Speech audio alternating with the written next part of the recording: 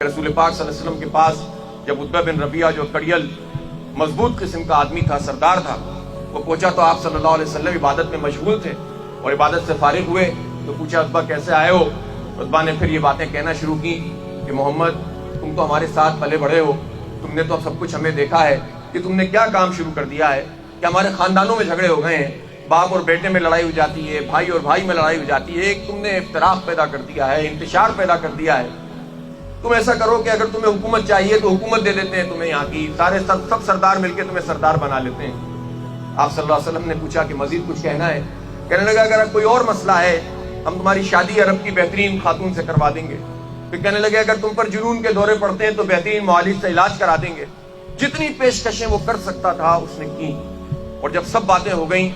اور رسول پاک صلی اللہ علیہ وسلم نے پوچھا کہ ابا کہہ چکے؟ ابو الولید اس کی کنیت تھی، اس نے کہا کہ ہاں میں نے کہہ لیا۔ تو حامیم السجدہ کی آیات آپ نے تلاوت کرنا شروع کر دی اور آپ پڑھتے جاتے تھے اور عتبہ کا رنگ غیر ہوتا چلا جاتا تھا۔ اور ایک روایت میں آتا ہے کہ جب آیت سجدہ آئی تو رسول پاک صلی اللہ علیہ وسلم نے سجدہ فرمایا اور عتبہ کا رنگ غیر ہو گیا اور اس نے کہا کہ بس یہیں تک رکھیے۔ اور ایک آیت یہ آئی کہ جب قیامت کی ہولناکیوں اور عذاب کی بات آئی تو اس نے رسول پاک صلی اللہ علیہ وسلم کے منہ پر ہاتھ رکھ دیا کہ بس بند کر دیجئے، خاموش ہو جائیے۔ اور پھر عتبہ یہ بات سن کر، یہ پیغام سن کر رسول پاک صلی اللہ علیہ وسلم نے فرمایا کہ میں کہہ چکا۔ وہ اٹھ کر گیا، لڑکھڑاتے قدموں کے ساتھ گیا، اور سرداران قریش نے کہا کہ یہ وہ عتبہ نہیں ہے جو بڑے طمطراق سے گیا تھا، تو کوئی بدلا ہوا ابو الولید ہے۔ اور وہاں پہنچ کر اس نے کہا کہ دیکھو میں تمہیں ایک بات سمجھا رہا ہوں کہ جو بات میں نے آج اس سے سنی ہے محمد سے صلی اللہ علیہ وسلم، تو میں نے شاعروں کی شعر سنے ہیں، کہانتیں بہت ساری، کاہن دیکھے ہیں، میں نے بہت کچھ جادوگر دیکھے ہیں،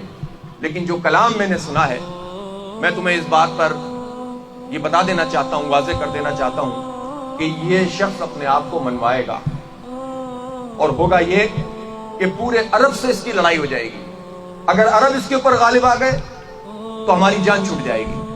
اور اگر یہ عرب پر غالب آ گیا تو قریش سے ہے اس کی فتح ہماری فتح ہوگی۔ اب آپ سوچیں کیا عالم ہے کہ اس کے بعد شعب ابی طالب نامی گھاٹی کو اگلے ہی چند دنوں میں آنا ہے، سوشل مقاطعہ ہونا ہے، بلال حبشی کے سینے کے اوپر پتھر رکھ کے توڑے جا رہے ہیں، خباب بن ارت اس حال میں آ رہے ہیں کہ کہہ رہے ہیں کہ رسول اللہ کب اللہ کی مدد آئے گی، اور کس طرح سے مظالم ہیں۔ اور اس وقت کہ جب تھوڑے سے لوگ اس قبائلی معاشرے میں ایمان لے کر آئے ہیں، لیکن سردار قریش کو یہ بات پتا ہے کہ جو قرآن کا میں نے سنا ہے یہ قرآن تو حکمرانی کے لیے آیا ہے، پورا عرب اس کے ساتھ کشمکش میں آ جائے گا،